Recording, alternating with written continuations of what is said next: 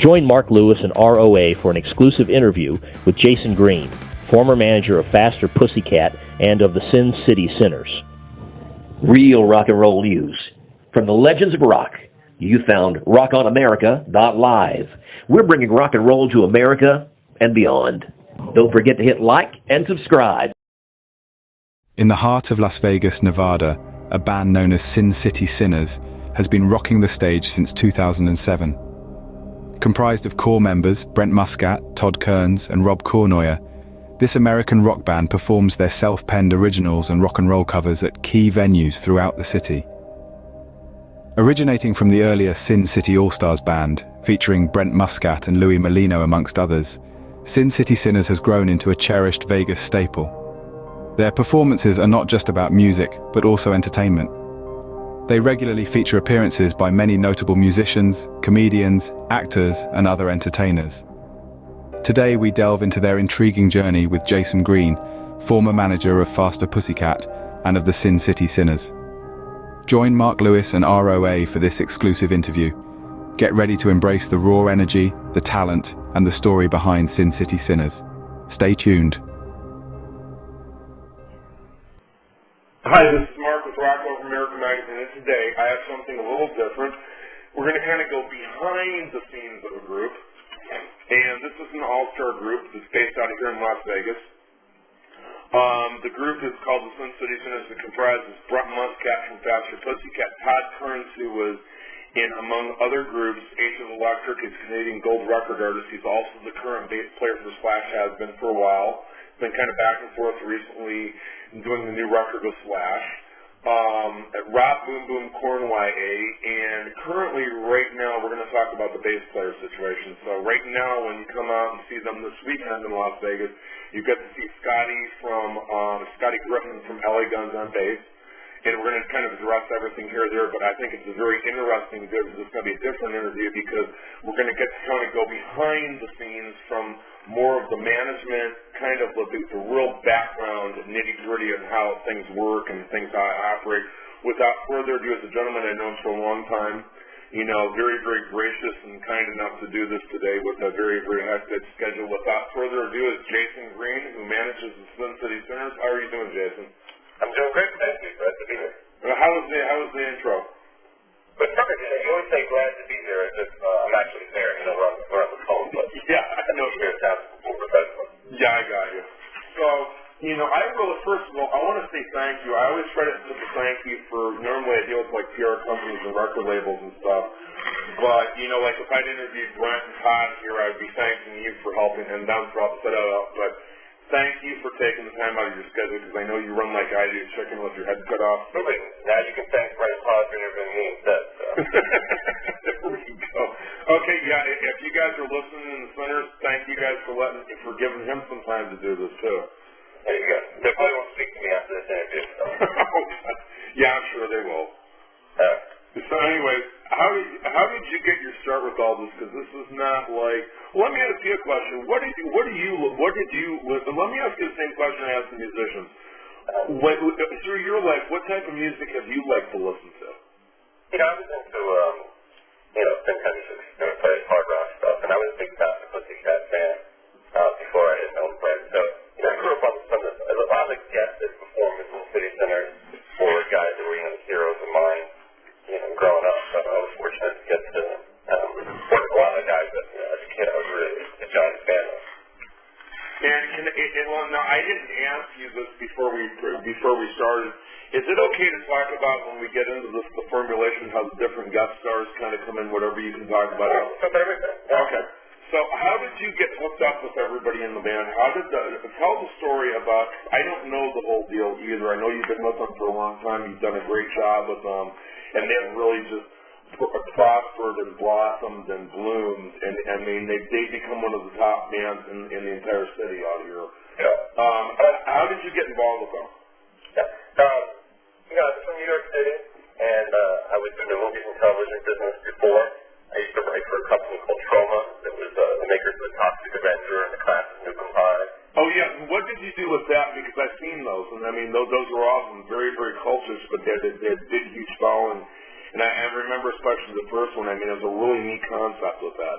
Mm-hmm. Yeah, Trauma had a TV series called Trauma Theater, and they used to, we used to host the movie. So I would write some stuff for them, and we'd go to the Cannes Film Festival, and I would write these little pieces that were of their characters of the toxic event we were hosting, and I wrote some stuff for their home videos, and then I originally co-wrote a movie called Romeo and Juliet. Yeah, I remember that. And then the guy came in after he really finished it. I went back to Cannes. The guy really worked the movie out. His name James Gunn, and he wrote Dawn of the Dead and Slither, and he directed. He wrote the Scooby-Doo movies.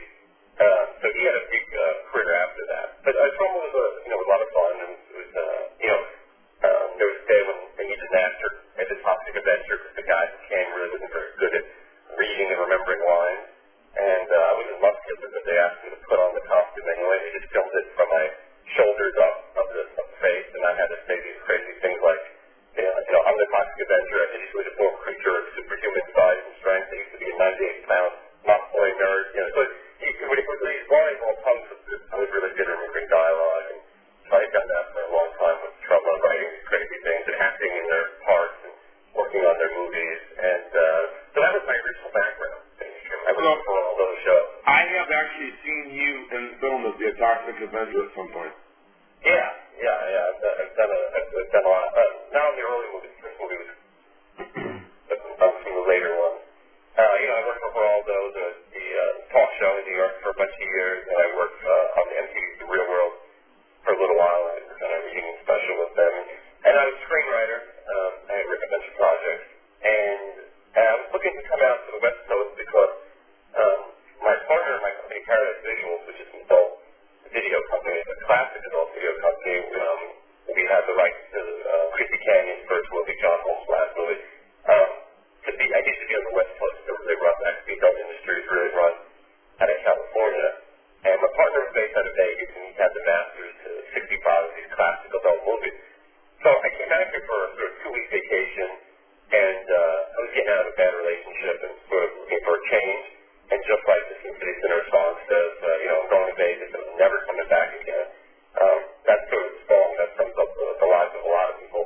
And my 2-week vacation turned into going on 12 years because it was perfect for me. I like Vegas. It's close enough to California where I didn't have to live in California. I like driving. I don't drive, actually. So Vegas is perfect for me. And I had met, I think Brent Muscat a long time ago, and he did some soundtrack music on some of my adult movies, and we struck a pretty good friendship, and there was some talk of a Pussycat reunion at some point, and it didn't really work out with Katie, but the idea was we get the other original members who were interested. So we got Brett Bradshaw, who was the drummer from the Woods era, Pastor Pussycat, and then we got Eric Spacey, who was the original bass player, and then we ended up getting Kurt Collins, who's from a band called the Underground Rebels, another great local band, and he sang, and we put this together, and we needed a guitar player, and we saw Todd Kerns, who was visiting from Canada he was basically producing a record with Underground Rebels, and he would come out and jam, and he was just so good, he'd get up and sing on songs. We knew that this guy had something special, and we really didn't know the reputation that he had in Canada. We just knew how talented he was. So we got him to play guitar, and I was helping Brent manage his version of Faster Pussycat. This is 2007 now, summer 2007, and I had him play a Paradise Visuals party for me at the dive bar, and it was packed, over 300 people there. Can I actually ask you a question? Because I actually got to see some form of a lineup with that before when it was the Sin City All-Stars. What did Brent told you about that? Because they'd actually played a place called The Rocks in end of 2006. They did one show. Yeah, so after the Faster Pussycat thing, right before Faster Pussycat, there was a thing called Sin City All-Stars. And Brent and I there was a tour that went out, and they had a one band with 4 different guest singers. And me and Brent thought, what a great idea that is, cost efficient. Yeah, wasn't Louis in that? If I remember, wasn't Louis part of that too? Yeah, and so Sin City All-Stars is something that they did on the side with Paul Mancuso, Cournoyer, Sean Cruz, and Louis Merlino. And it was a jam band, but they weren't, I don't think they were really looking to do more than, just doing some fun jams. Right. We wanted to do something a little bit more than that. So when the Faster Pussycat reunion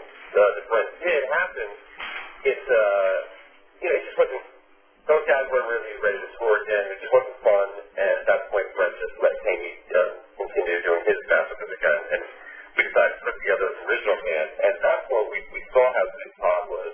And me, Brent, and Todd talked about, trying to do some shows. So again, my company, Paradise Visuals, was having a party. Like, my porn company's been the excuse to put together a band many times now. So we were having a party. It was at a place called Canyon Club inside the Four Queens Hotel. I remember that it's the comedy club now, but it's still going. It was August 27th, 2007, and we just put together a jam band, and the original lineup was Brent Muscat, who played drums, who plays the Slash now, who's out friggin' Neil. Our original bass player, Steve, was on bass, and then we had, Brent, and we had Todd sing. And the first guest who ever appeared with the band was Louis Merlino, and then we had Dizzy Curl, and then we had Phil Lewis from and Ron Jeremy closed it. So that's the first dinner show ever, the first time that we really got it going. We had booked some jams before that, using the Sin City All-Star name, but at that point, Todd said, I don't feel comfortable calling it Sin City All-Stars. It just sounds like almost pretentious saying that we're all stars. And at that time, other than Brent, the other guys were known as well. But he said, let's call it Sin City Sinners, and then it called the Sinners for short. So that really took off. And when we played the dive bar.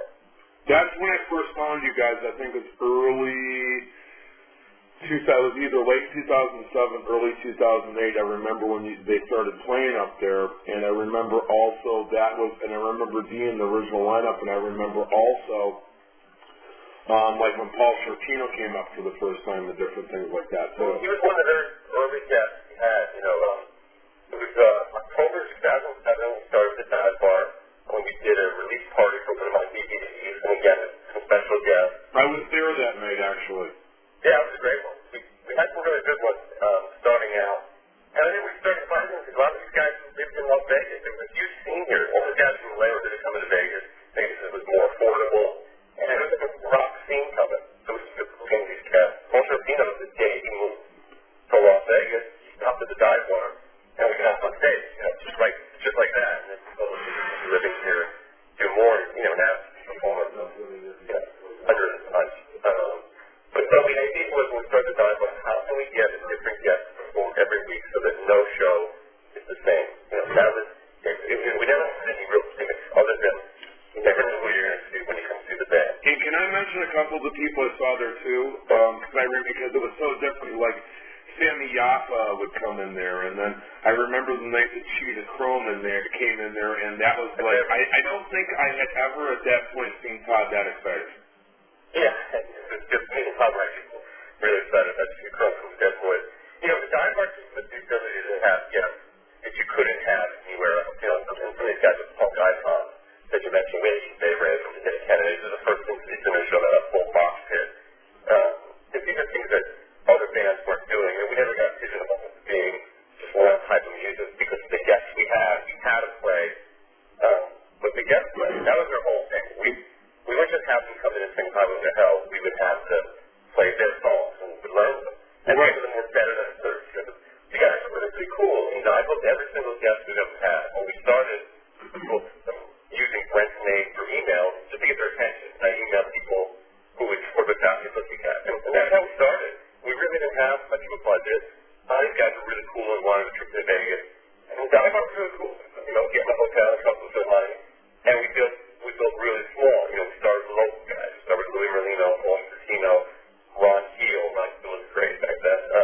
And then we started to branch out. As the budget started coming in, we started making more contacts. Can I say something and interject something in here too? Can I interject something in here too about this? I mean, going way back to near the beginning of that and seeing that, because I don't remember how I found out about it. It might have been through email, it might have been through MySpace time, but I found out about something. I'll go check this out. I was looking at different stuff. I moved out here at the end of 2005, and I would see some of the other acts that were going out here, and I'm like, well, this sounds a little different, so I went down there, and the thing that kept bringing me back was, like we talked about, for a minute before we started the interview, is that when you have the guests come in there, it wasn't, okay, you'll have bands that will come in every town, and we both know this, that when you see them, they don't always play all the time, because if they do, it's going to be the same show over and over and over again. And the thing that was unique about that was, it was like, wow, this is like really, I got to see kind of the same guys, but yet I got to see different people come in. It's really like seeing it. When you see a Sin City Sinner show, when the guests come in, you'll get to hear their music in the first set, and then if they do two sets, they don't play straight through like they did Saturday. Yeah. But if they play it straight through, the first half of it generally is their stuff, and then you get to hear a different show every time you see them, and it's really cool. Yeah, that was definitely our angle, that no two shows were going to be the same.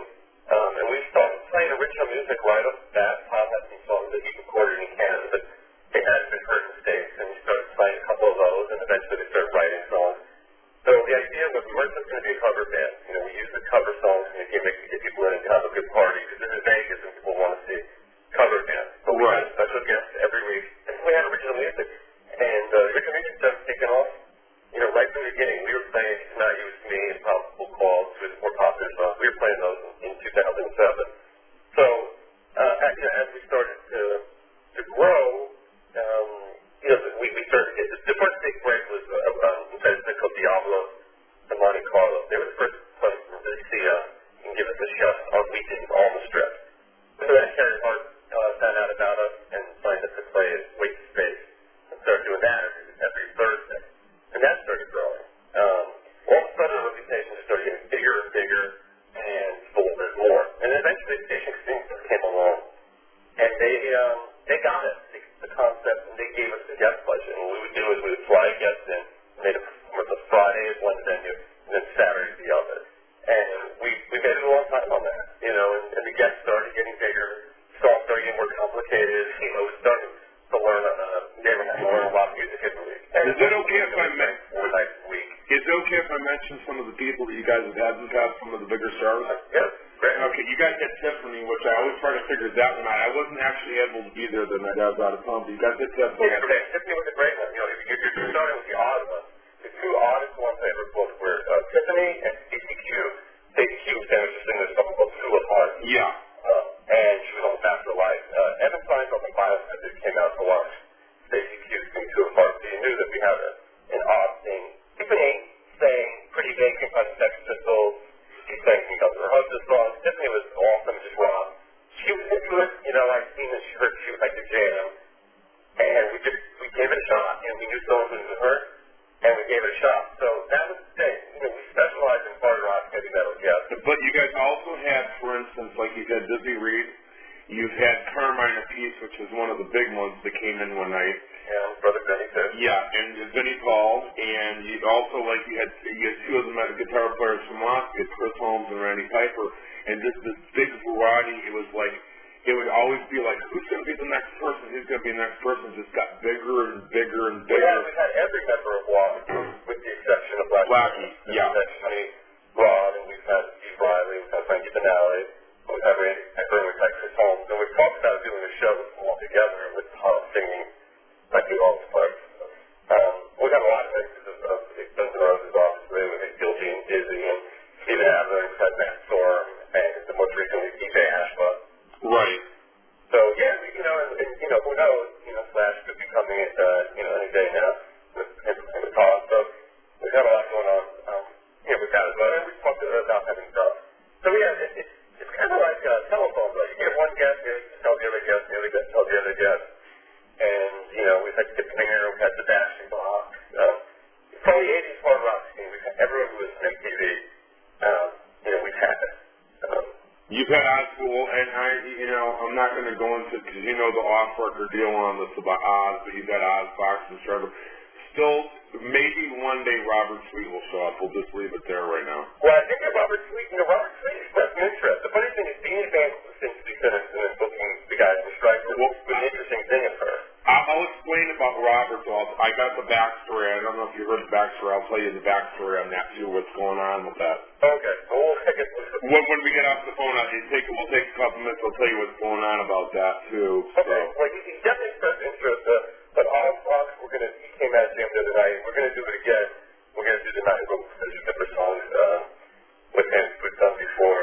So I mean, the prices are at the limit as far as the guest potential goes, and it's a matter of getting a place. I've always looked into these would be a show on the strip one of these days where we would do our gig and the guests would come in for 3 or 4 days, and that's still, a potential thing where we would be able to get her in a regular theater with different guests every weekend, and that's always kind of the thought we had. When we started Sin City Cinders, it was a 10-year plan. We never, we're going on 5 years this year.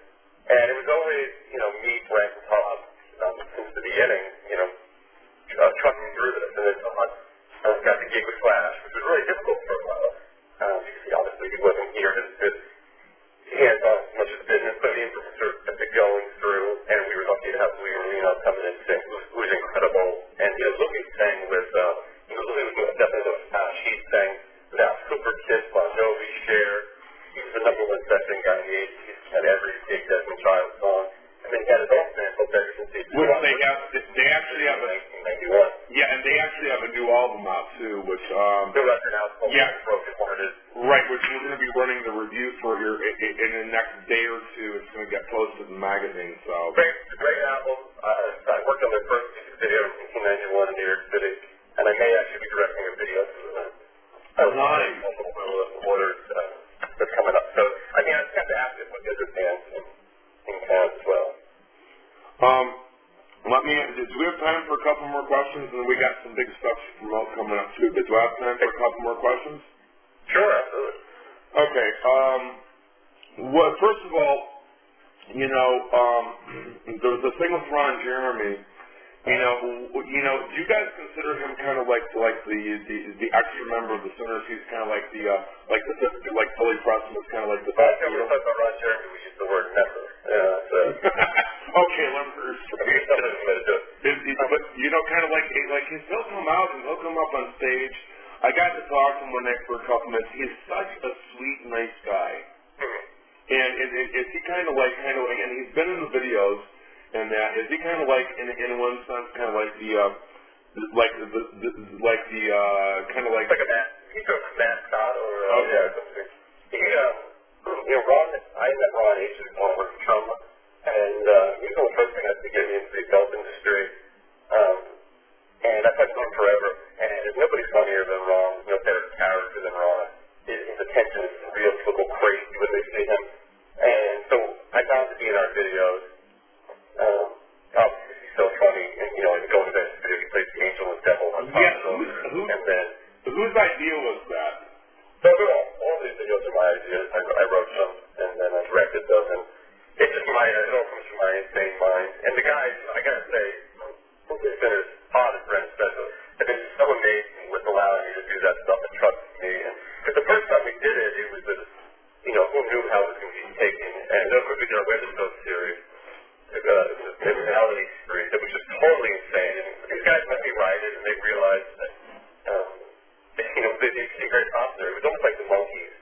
You know what I mean? It was like a fictional documentary series about these funny guys. So that's how the video started. Jeremy is here, and tons of stuff. He comes down, he plays the harmonica on stage. He's actually an amazingly classic pianist, not penis, but penis. And he can come on stage and do that with us soon, too. So, really? What song? Can you give an idea of what maybe one of the songs he's talking about doing? Just kind of a snippet to draw to get everybody's attention.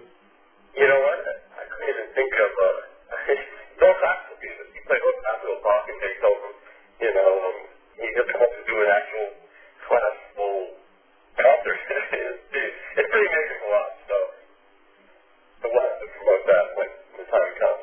Let's do this too. Go ahead and mention let's talk about XL and 3 Mountain Street and Broken Record for a couple minutes too. Let's talk about to let everybody know about that too. Yeah, Sin City Sinners, we started working on an original album. We recorded this record called XL on 3 Mountain Street, which I believe came out in 2010, February 2010.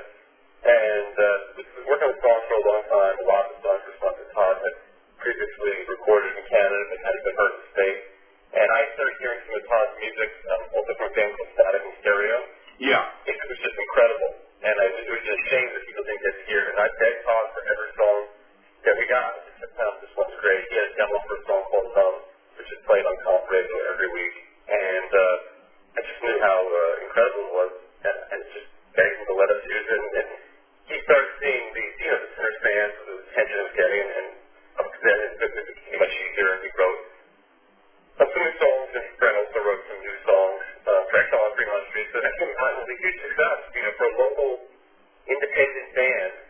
label.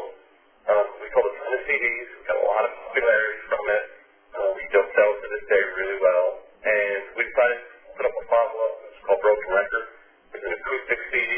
It was acoustic versions of the Exile songs with two brand new unreleased acoustic songs. It was really made for real Sinner fans, and that was really popular. And then we recorded our third CD last year, which is called Sinner's Christmas, which was the Christmas CD that we recorded that featured George Lynch on guitar, and Keith Arnett from Trickster, Jizzy Pearl from Love Hate, some Jim Phantom from Stray Cats. So that was just jam-packed with special guests. And we donated a portion of that to Toys for Tots. Sinner's really been trying to support the community and local charities. So every year, Christmas time, we do a Toys for Tots drive. And then personally, I've captained a team. We've walked for breast cancer, we've walked for AIDS, and we've walked for cystic fibrosis. We've done a lot of cystic fibrosis charities with a friend of mine living with the disease. So we started really getting active involved, and then someone turned me on to a charity called St. Paul's, where you shave your head to show solidarity with kids who are fighting cancer. I remember when you did that last year. Yeah, March of last year. And, I had over 10 inches of hair, so we cut and then donated to Locks of Love, and then shaved my head. And I raised over $3,000 for that, which was great. I did it on really short notice, and it was a really exciting thing. And we're going to do it again this year. I don't have as much hair to shave, but I'm doing just half of the team and make the point. And this year we got Brent Muscat, opposite Sin City Sinners, with Pastor Pussycat, who's going to shave his head. So that's pretty amazing. This is a guy who's known for his girlish hair and good looks. But Brent's a cancer survivor. Right. Really important to him. He's a parent also. And we're going to make a lot of money. He's already tearing us up. It's already insane. We've already passed last year's goals. And so because he's doing it, we got, I think, 3 other people who signed up to do it with us. And I'm expecting to get more. We're going to do it live on stage. Well, I want to mention this in here, too, if it's okay. My assistant editor, Melissa, who you know, and she came and covered the event last year and took pictures and everything, and she told me about it, and we were talking. I go, so what is the St. Baldrick's thing? And she says, well, this is what's going on, and this is what they're doing it for. And I said, oh, that's a fantastic idea. I think that would be a really good human interest piece. And she says, I think we should cover it. And I go, absolutely. Well, her husband's now involved with this, too. He's getting his head shaved now, too. That's great. When you see it, you really get it. You see the kids who are affected, and you see the money that's raised. Cancer doesn't have to be a death sentence. There's a lot of new trials and medicines that are helping people survive. And Brent Muscat himself is a survivor. So charity really is sort of addictive. When I got involved, too, I thought, I'll just get my hair back. I just wanted to do it again, be involved in such a great organization, and to sort of rally the team and the Sinner fans who are amazing and supportive of us. Give the website for that so everybody can go find this. You can go to the front page of SinCitySinners.com. Okay. And they can donate. It's the first thing on there. So but March 16th, Brent and I and our team will get our heads shaved. And then later that night, we get a band called Big Dog from Hawaii who's playing with Carlos Caballo by Riot. And then we're going to play a Sinner show with Brandon Swole for the first time. Okay, I'm not going to be able to be there tonight, but I'll talk to Melissa, not tonight, but over the weekend, and I'll make sure that we have people down there to cover that too. Because that'd be great. That's my way to give back, because I think that what you guys have done with charity in the town is just amazing, and I think everybody should. And I'm not saying this to be. Look, you know me for a long time, and you know that I don't just say it to say it. You know that. You've known me long enough to know that. But I think that everybody, and I'm not saying this because you're on the phone with me, I really think that because of what you're doing, this such an amazing thing. I mean, I'm going to paint the picture my own way. Imagine little kids that are going through cancer. They have no hair. They're all scared to death. They have to go to school. They're going to get picked on by certain people. Going, oh, look at you. You got no hair anymore. And this gives them a chance to have some dignity back. Mm-hmm. Yeah, no, absolutely. It also raises awareness, for the detection, from the things wrong to a doctor. It's just talking about it is a big, and showing the bald head is a big step too. I actually prefer having short hair now.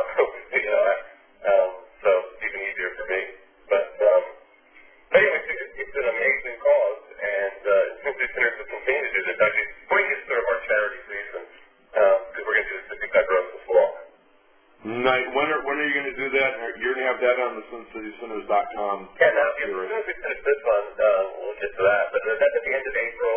And last year we did it. We had a lot of great people run Eating Walk Alive, Cultural Cleanup. It's a chance for fans to sign up and get to walk with all these cool rock stars and sinners and other fans. And it's a great time. Get some exercise, get some fresh air. What day of the week do you guys do that on? Saturday? Usually on Saturday morning. So usually we stay up all night after our show and get to walk the next day. But it's really rewarding to do. And you know what? It's simply Sinners in a community. When we do these things together, musicians start talking, guys put together other projects. There's other bands in town that sort of met at Sinner shows and start projects. It's definitely it's a community. You know, Sinners is definitely the best half of rock. I want to actually talk to you about this because I may get my butt out there walking. How far do I have to walk? You know, I'm personally planning on walking 15 miles. Nobody else has to do that. It's a 5K walk, so a 5K is not too bad. I think it's 3 miles or something like that. My math is pretty bad. When we're done, if you got a minute, kind of fill me in on some stuff, but we'll talk off the record. There's a couple other things to promote, too. We have a big show tomorrow now. I knew who she was before you guys did. And the night that Laura Wild played down there, and I was kind of down there, and I'm like, Jason, how are you doing? The reason I was down there because I got put in touch with her through a PR person who sent the CD over one day, and I'm looking at it going, okay, let's see what's in it. Sometimes I look at music, and when I'm not really sure what's in there, I go, okay, let's put this in the CD player and see what we got. And I was really, really impressed with it. And I've known kind of the back end on her and talked to her manager, Lisa, and did an interview that night. And I saw what I believe is the girl that has the potential to and can be the next lead of Ford, Joan Jett, Chrissy Hine, Melissa Etheridge, meaning the lady that has the band named after her, that's the lead singer, that's the guitar player. Right. And you guys saw that, and you guys, after her performance, brought her up on stage because you guys apparently saw the same thing I did. That I've known for a while. There's something very, very special with that girl. This is not just, and she's very, very pretty. She's a gorgeous girl. But this is, we both know this. And for people that have not seen this yet, on Friday at Club Madrid at Sunset Station, and she's going to start about 10 o'clock. So if you want to get there 8:30, 9 o'clock, get a table, get in there. And then you guys are going on at 11. And you're going to see something very, very amazing because the girl is multi-talented. She's not just the gorgeous girl. You're going to see that and go, wow, she's really hot. The girl can play the guitar. Yeah. And she's also, I know Lisa's okay if I mention about her with you guys because Lisa told me it's okay if I mention that as well. Yeah, sure. You guys have invited her to come up and at some point in the set with you guys, she's also going to do 3 songs with you guys as well, too, that night.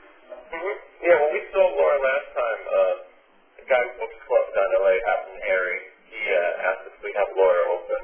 And we tried a bunch of different opening bands, and she came out and did that show with us, and we knew we were going to bring her up to jam, and this time she'll do more. You know, I think we did the one this time. We worked out it again. She'll do some more. And, yeah. You know, actually, it's tonight, so I don't know if anyone... Oh, that's what I'm sorry. See, this is what happens with me in the magazine. I get off, my days get blurred. So I'm sorry, but yeah, it's tonight, and you guys are playing at Green Valley Ranch tomorrow. What else do you guys want to know? Because we'll talk about the show tomorrow in a minute, because there's a little bit to talk about that. We need to talk about just a couple other things. But what do you want else? Do you want people to know about the show tonight at Club Madrid? I'm sorry if anybody heard me say tomorrow night, it's tonight, Friday night, 10 o'clock for Laura and 11 o'clock for you guys. You want to know what else you want to talk about? Yeah, no, as far as like the show tonight, what can people expect? You know, like who else is going to be on stage with the Sinners tonight? What can they expect tonight? Well, tonight, Scotty Griffin's birthday bash. Scotty Griffin's played bass for us for the last month, and he's going to be playing for a while more. Scotty's in the band L.A. Gun, and he's going to, it's his birthday, so we're going to have a big party for him. And, you know, hopefully have some other surprise guests come up and jam. Todd's home tonight. So we got the core lineup back. Tomorrow, like you said, Green Valley Ranch, Big Blocks Alive from Slaughter. We'll play some Slaughter songs. And, you know, we got some big stuff coming up too in town, you know, but one step at a time, we're going to announce some new venues and some fresh new places for Sinners and ways to see great guests that we've had. Can we do a follow-up on that to help promote that, too?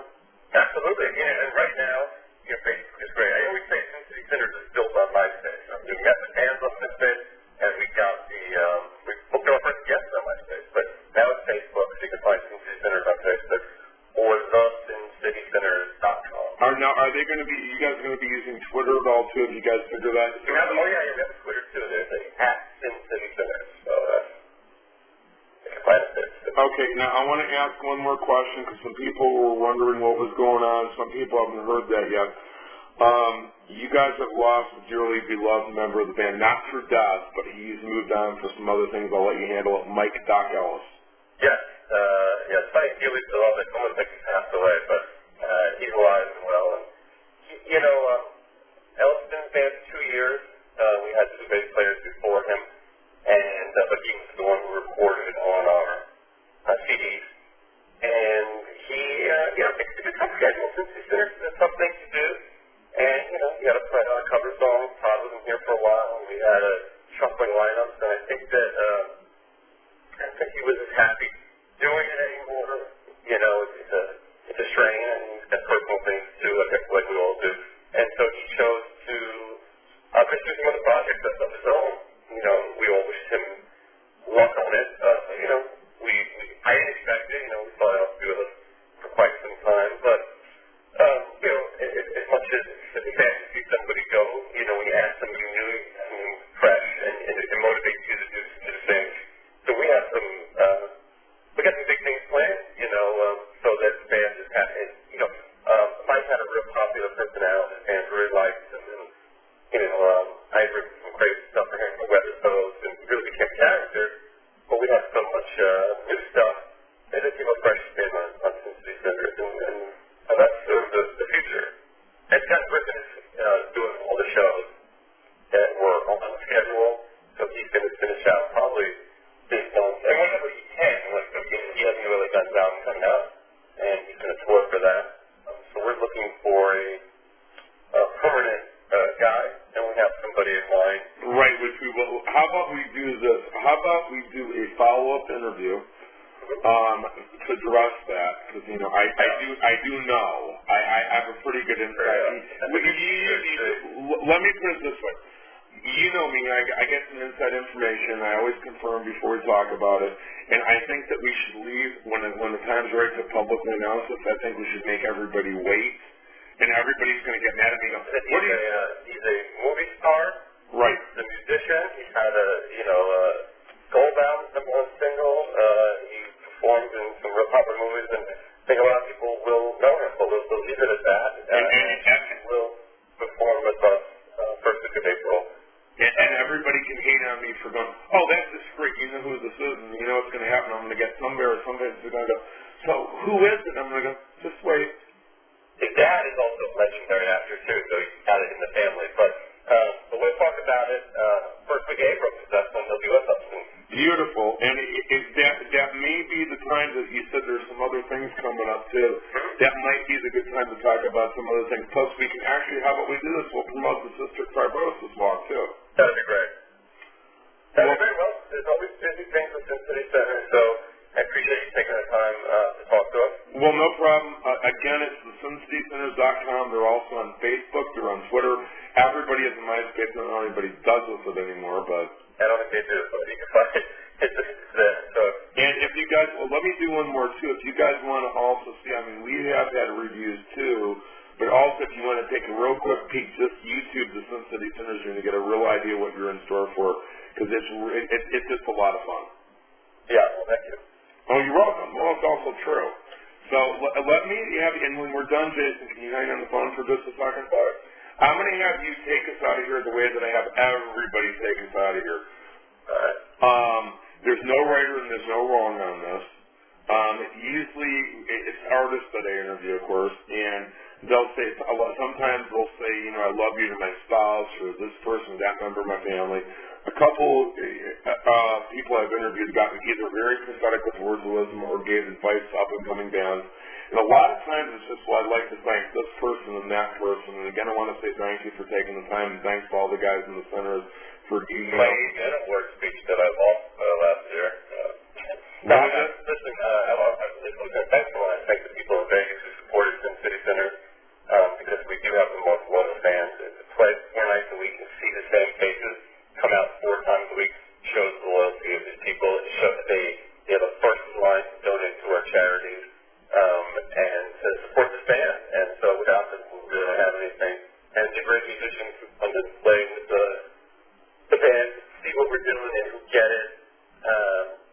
there's nothing around it. Vegas needs a rock scene. We're fighting to make one. If we got to play Guns N' Roses and Bon Jovi, play some of the top 40 music to slip in the original, then that's what we're going to do. But we're creating, an original buzz here. And, we've been